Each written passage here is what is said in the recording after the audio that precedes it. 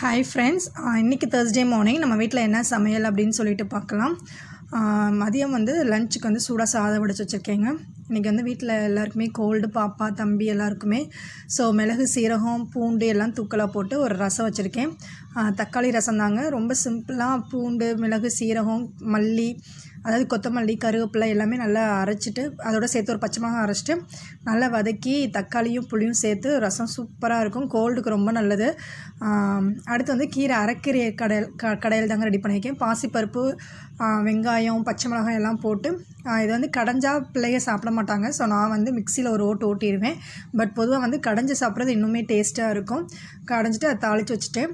So அடுத்து வெண்டைக்காய் பொரியல் தான். ரொம்ப சிம்பிளுங்க. வெண்டைக்காயை மட்டும் நீங்கள் ஒரு 1 hour முன்னாடி நல்லா வாஷ் பண்ணி கழுவி வச்சிட்டிங்கன்னா அந்த விழுவிழுப்பு இல்லாமல் நீங்கள் ஈஸியாக வதக்கிடலாம். ஸோ பெரிய வெங்காயம் போட்டு நல்லா வதக்கிட்டு நான் குழம்பு மிளகாய்த்தூள் தான் இந்த தடவை யூஸ் பண்ணேன். அதுவுமே நல்லா இருந்துச்சு.